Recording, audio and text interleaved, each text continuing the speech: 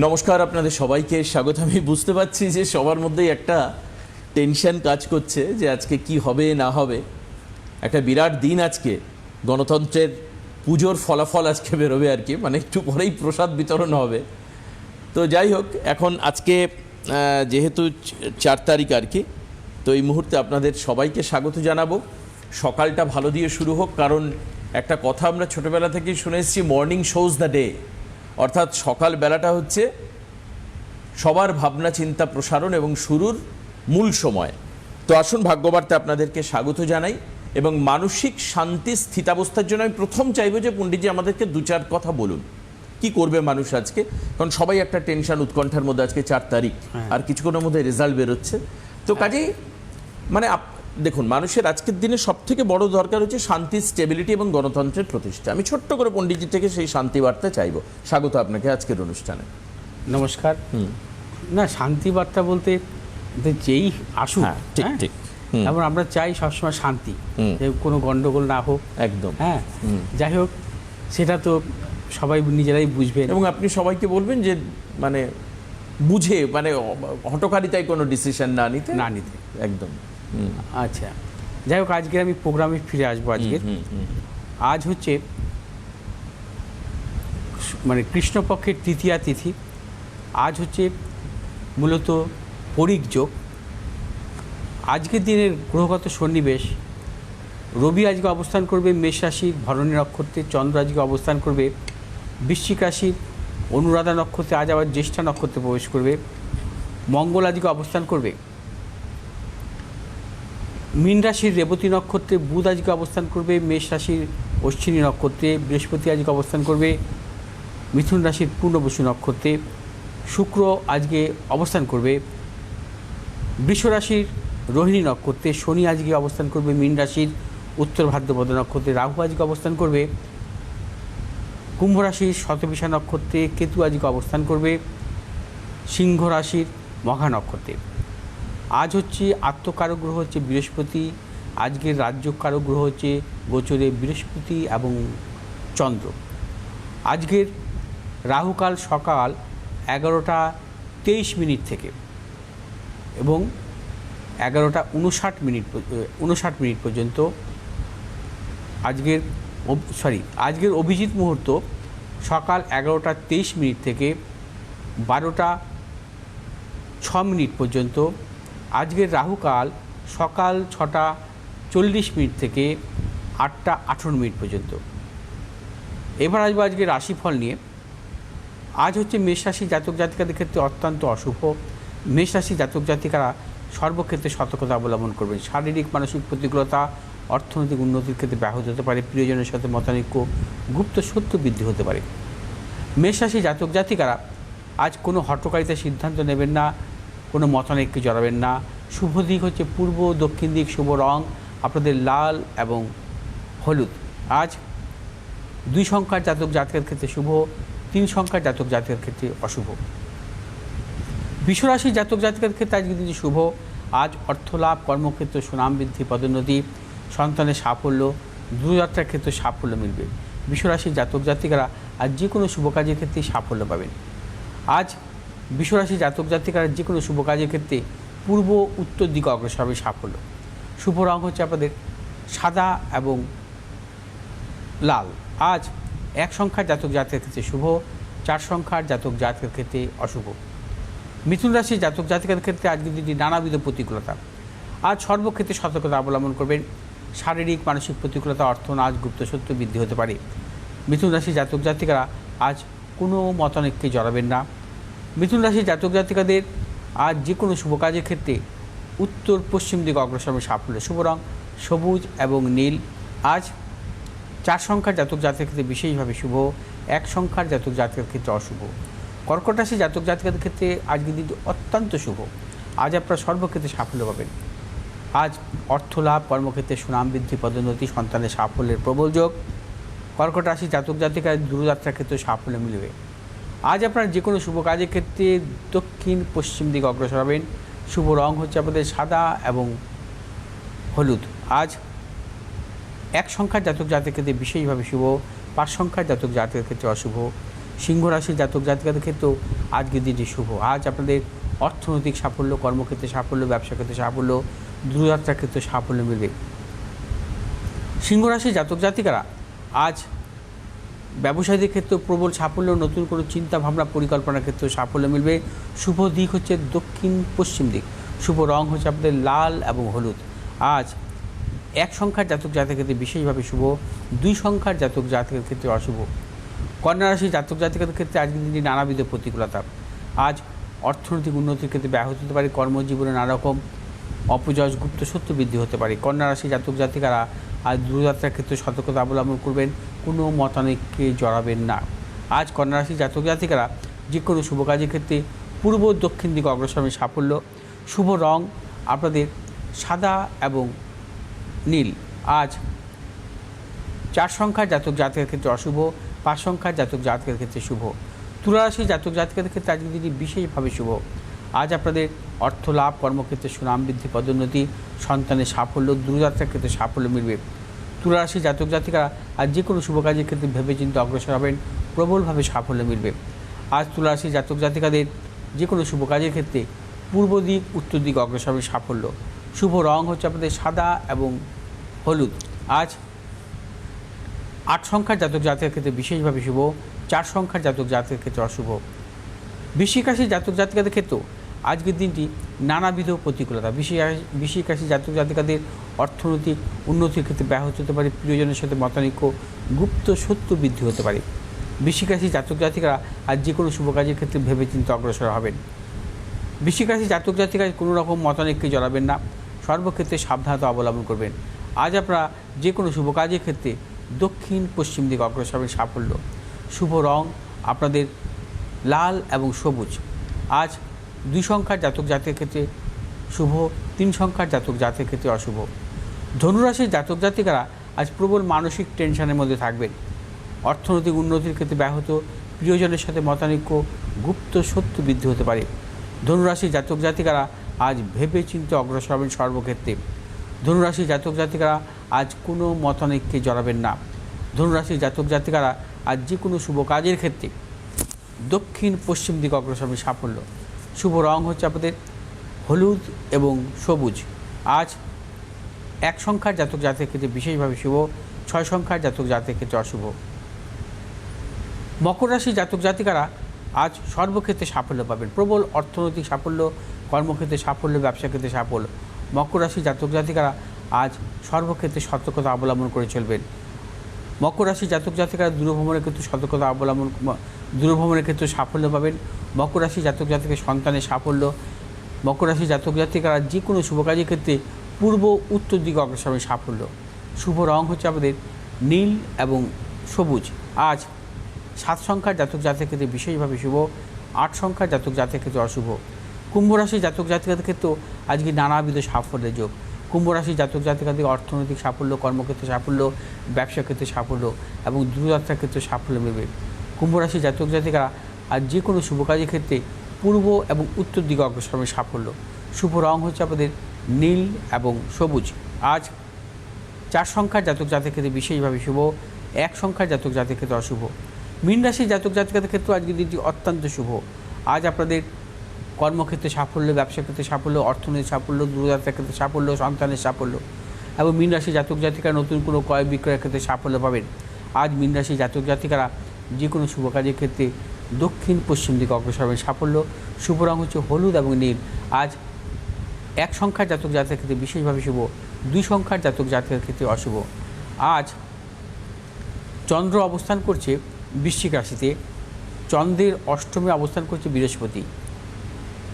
যদি কখনো কোনো জাতক জাতিকার জন্মছকে লগ্ন এবং চন্দ্রের অষ্টমে যদি বৃহস্পতি থাকে এবং সেই বৃহস্পতি যদি স্বক্ষেত্রে থাকে, সেই বৃহস্পতি যদি তুঙ্গী অবস্থায় থাকে, সেই বৃহস্পতি যদি নিজের নক্ষত্রে থাকে, তাকে বলা হয় আয়ুষ্মান যোগ। আয়ুষ্মান যোগ অত্যন্ত শুভ। আয়ুষ্মান যোগের জাতক জাতিকারা দীর্ঘজীবী হয়, কমপক্ষে 80 বছর। যেমন আজকে রাশির অষ্টমে বৃহস্পতি, বৃহস্পতি আছে পূর্ণবসু নক্ষত্র, অর্থাৎ নিজের নক্ষত্রে অবস্থান করছে। হ্যাঁ, আচ্ছা। আজকে যারা জন্মগ্রহণ করবে, যে জাতক জাতিকা, তারা আয়ুষ্মান যোগে জন্মগ্রহণ করলো। আচ্ছা। হ্যাঁ, মানে তাদের এই যোগটা হচ্ছে আয়ুষ্মান যোগ। অর্থাৎ না, এমনি সূর্য সিদ্ধান্ত মতে নিত্য যোগের মধ্যে আজকে পরিক যোগ পড়ছে। আচ্ছা।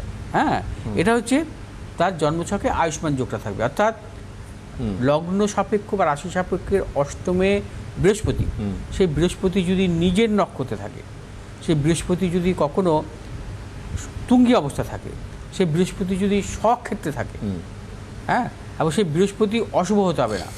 বৃহস্পতিকে পাপগ্রহ যুক্ত, পাপগ্রহ দিষ্ট বা পাপগ্রহ মধ্যগত, তাহলে কিন্তু এই আয়ুষ্মান যোগ হয় না।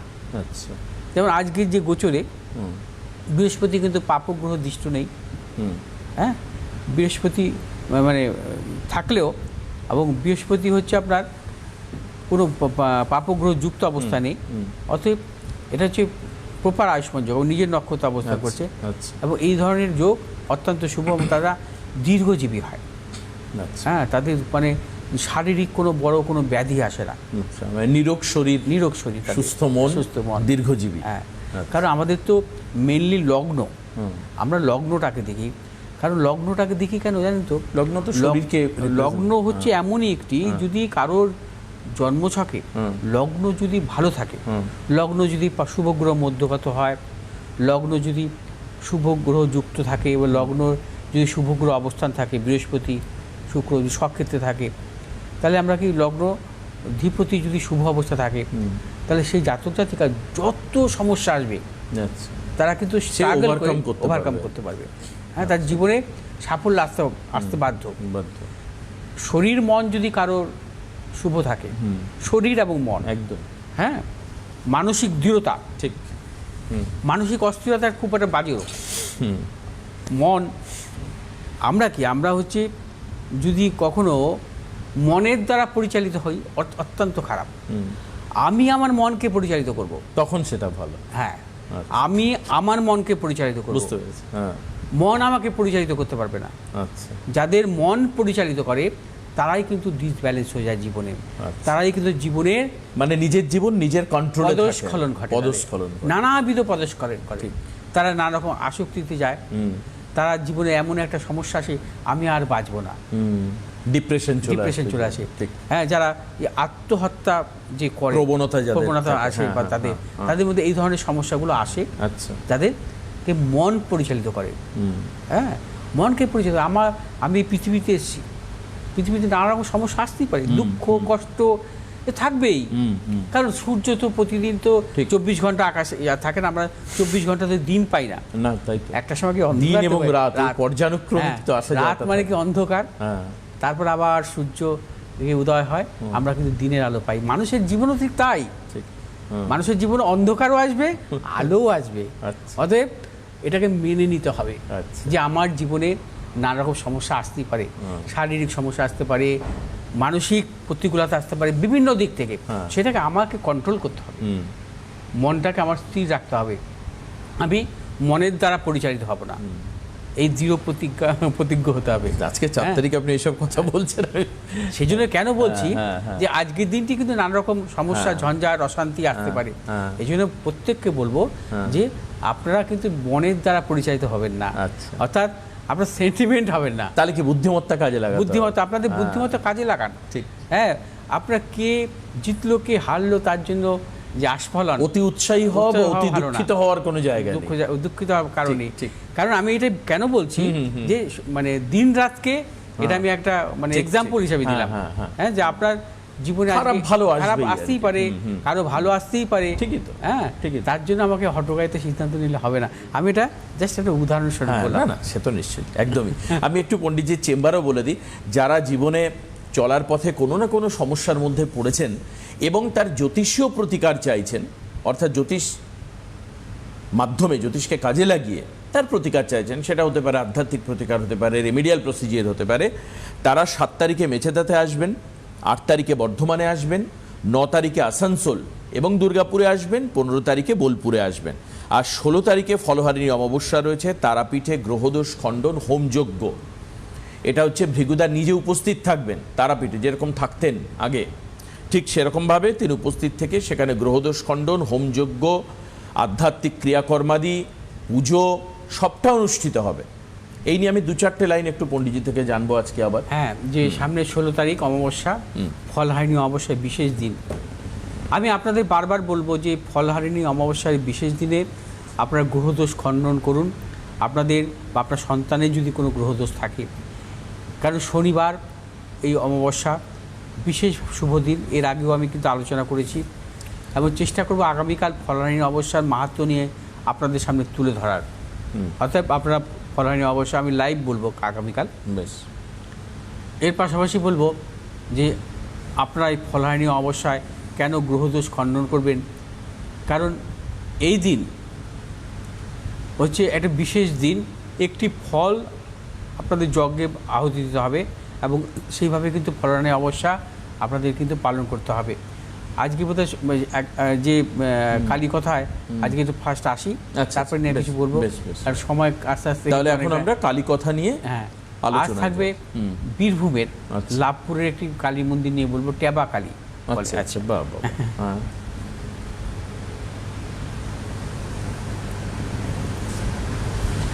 আসন্ন ফলহারিণী অমাবস্যা উপলক্ষে চলছে ধারাবাহিক কালী কথা।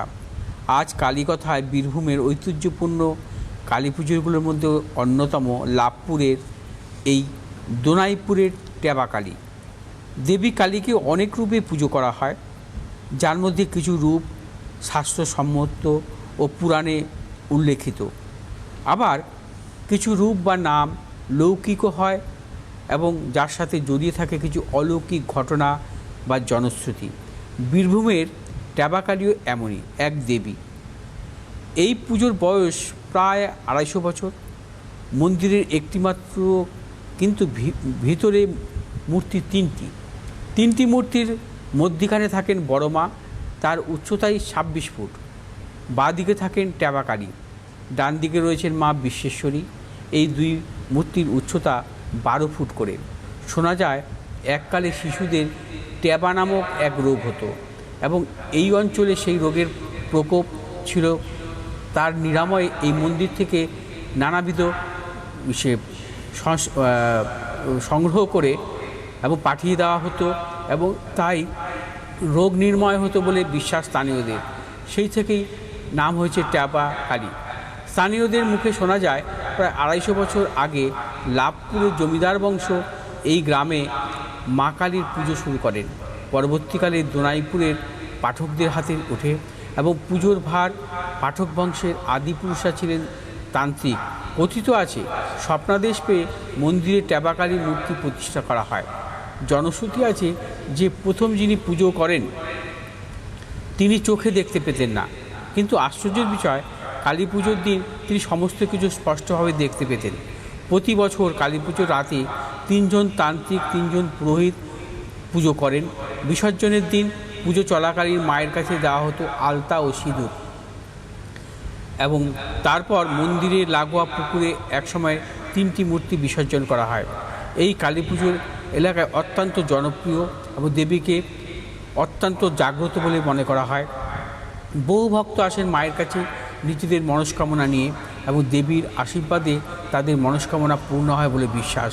ফিরে আসবো আগামীকাল বিশেষ পর্বে এবং থাকবে আগামীকাল ফলহারিণী অমাবস্যা নিয়ে একটি বিশেষ প্রোগ্রাম করব, আপনারা শুনতে ভুলবেন না। কেন ফলহারিণী অমাবস্যা বছরের শ্রেষ্ঠ অমাবস্যা? আরেকটি কথা বলবো যে এই ফলহারিণী অমাবস্যা উপলক্ষে আমি হচ্ছে বিভিন্ন জায়গায় চেম্বার ফেলেছি। আচ্ছা। এবং সামনে সামনে হচ্ছে আপনার মেছেদা আছে, মেছেদা রয়েছে, 8 তারিখে বর্ধমান রয়েছে, বোলপুর আছে, দুর্গাপুর আছে, আসানসোল আছে। আসানসোল দুর্গাপুর 9 তারিখে মানে অনেক জায়গায় বুকিং শেষ হয়ে গেছে। আমি 10 জন বলেছিলাম। আচ্ছা আচ্ছা। এখন দেখছি যে সবাই রিকোয়েস্ট করছে। হ্যাঁ, মনে হচ্ছে যে 15 জন হয়ে যাবে। দুর্গাপুরের বুকিং এক ধরনের ক্লোজ। আচ্ছা, ক্লোজ হয়ে গেছে। আচ্ছা, দুর্গাপুর বুকিং এক ক্লোজ। লোকে আসানসোল বুক করতে পারে এখন। বর্ধমান এবং মেছেদা যারা দেখাবেন বুকিং করে নিতে পারেন, এখনো খোলা আছে কিছু। হ্যাঁ, মেছেদা হচ্ছে 7 তারিখ পড়ছে চেম্বার। হ্যাঁ, বর্ধমান হচ্ছে 8 তারিখে পড়ছে। আর বোলপুরের থাকবো আমি হচ্ছে 15 তারিখে। 15 তারিখে মানে আপনি বোলপুর চেম্বার করে ওখান থেকে তারাপীঠে যাবেন? হ্যাঁ, তারাপীঠে চলে যাব। বোলপুরে চেম্বার হবে, বোলপুর থেকে আমি তারাপীঠে বেরিয়ে যাব এবং আপনারা যারা তারাপীঠে আসতে চাইছেন আমার সাথে যোগাযোগ করবেন, গ্রহদোষ খণ্ডনের জন্য আসতে পারেন। আর যারা দূরে আছেন তাদের ক্ষেত্রে বলবো যে আপনারা অনলাইনের মাধ্যমে আসুন, অনলাইনে আপনাদের মানে চার্টটাকে আপনারা বিচার করিয়ে নিন, যদি কোনো গ্রহদোষ থাকে খণ্ডন করিয়ে নিন। বেশ, মানে এগুলো মেনটেন করে চলুন, ভালো থাকুন জীবনে। ফলহারিণী অমাবস্যার গুরুত্ব শোনবার জন্য আগামীকালকের প্রোগ্রামও দেখবেন। আগামীকালকে বিশেষ করে ফলহারিণী অমাবস্যার বিষয়ে আলোচনা রয়েছে।